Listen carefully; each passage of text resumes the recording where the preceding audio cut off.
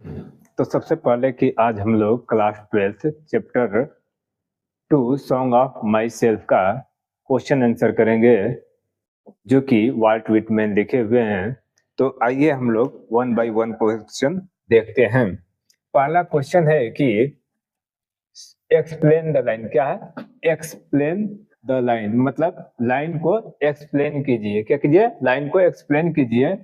Hopping to cease not till death, मतलब मृत्यु तक नहीं रुकने का आशा क्या है, यानी कि उस लाइन को एक्सप्लेन कीजिए जो कि मृत्यु तक नहीं रुकने का मतलब आखिर होता क्या है।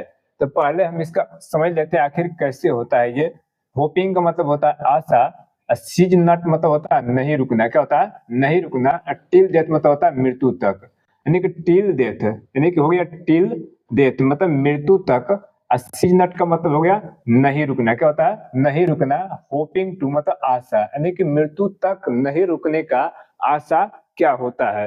कवि का मतलब ये होता है, अब यहाँ देखेंगे कि द पोएट वांट टू से, यानी कवि कहना चाहते हैं दैट मीन्स कि ही इज 37 ईयर्स ओल्ड, यानी कि ही इज 37 ईयर्स ओल्ड। अब वो कितने साल का है? 37 साल का है।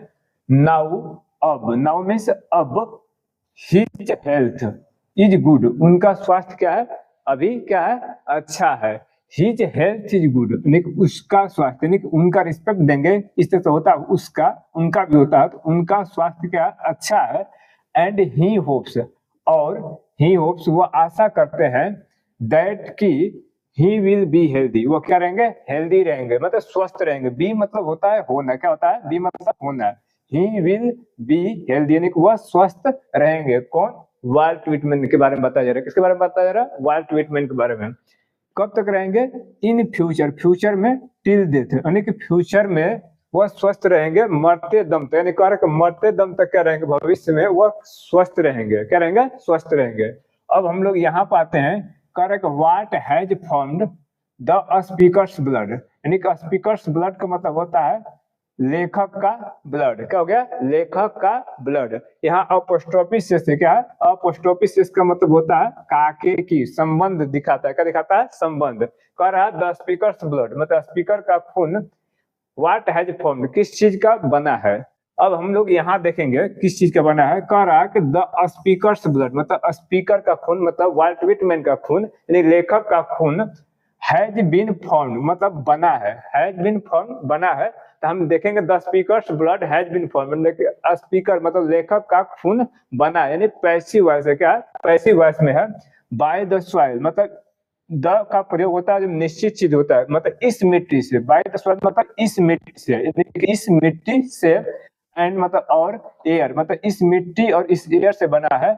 Of the American land, American land मतलब होता है अमेरिका की मातृभूमि। क्या है? अमेरिकन लैंड मतलब अमेरिका की भूमि, यानी कि मातृभूमि, यानी कि अमेरिकन लैंड मतलब अमेरिका की मातृभूमि, या अमेरिका की मातृभूमि के सॉइल मतलब मिट्टी और हवा से बना है। यानी कि कह रहा है कि स्पीकर का ब्लड जो बना है ना, वो अमेरिका के मातृभूमि के अपनी के मिट्टी से और हवा से बना हुआ है। अब यहाँ कह रहा है कि वेयर, जहां हिज पेरेंट्स मतलब उनके माता पिता, किनके माता पिता? वाल्ट विटमैन के माता पिता।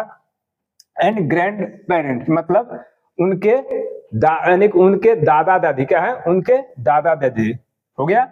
एंड देयर पेरेंट्स, यानी कि देयर पेरेंट्स मतलब उनके माता पिता, किनके माता पिता? इनके ग्रैंड पेरेंट्स के माता पिता लिव्ड मतलब रहते थे। कहाँ रहते थे? मतलब अमेरिका में रहते थे। उसी मिट्टी से इनके और हवा से क्या बना हुआ है? इनका ब्लड बना है, मतलब खून बना हुआ है। अब यहाँ देखेंगे कि कह रहा है कि what does he want to do, वह क्या करना चाहते हैं। कह रहा है कि what does he want to do, वह क्या करना चाहते हैं। यह है विद क्रिट्स। क्या है? With, WITH। क्या है? WITH। क्या है? WITH, विद क्रिट्स। कह रहा है कि what does he want to do, वह क्या करना चाहते हैं। इसका मतलब हो गया वह क्या करना चाहते हैं विद क्रिट, मतलब धार्मिक विश्वास से। क्रिट मतलब होता है धार्मिक। क्या होता है? धार्मिक। विद क्रिट मतलब होता है धार्मिक विश्वास के साथ। क्या होता है? धार्मिक विश्वास के साथ। विद क्रिट का मतलब होता है धार्मिक, यानी क्रिट का मतलब होता है धार्मिक विश्वास, विद होता है के साथ, यानी कभी धार्मिक विश्वास के साथ क्या करना चाहते हैं। तो कह रहा है कि he does not want to do, he does not want to give much, कह रहा है कि he does not want to give much, वो ज्यादा ध्यान नहीं देना चाहते हैं, लेकिन he does not want to give much attention, वो ज्यादा ध्यान नहीं देना चाहते हैं। ही डज नॉट वांट, वो नहीं चाहते हैं, टू गिव देना, मच अटेंशन मतलब अधिक ध्यान, मच अटेंशन का मतलब होता है अधिक ध्यान, गिव मतलब होता है देना, टू गिव मतलब होता है देना, टू रिलीजियन मतलब धर्म के लिए। कह रहा है कि he does not want to give much attention to religion, वो धर्म के लिए ज्यादा ध्यान नहीं देना चाहते हैं। बिकॉज, क्योंकि इट गिव्स, यह देता है, क्या देता है, ओनली सफरिंग एंड पेन, केवल यह दुख और दर्द देता है। सफरिंग मतलब होता है दुख दर्द, पेन मीन्स भी होता है दुख और दर्द। फिर देख लेते हैं, ही डज नॉट वांट, वह नहीं चाहते हैं, टू गिव देना, मच अटेंशन मतलब अधिक ध्यान, टू रिलीजन मतलब धर्म के लिए। बिकॉज, क्योंकि इट गिव्स, यह देता है, ओनली सफरिंग एंड पेन, क्या देता है, दुख और दर्द देता है, क्या देता है, दुख और दर्द देता है।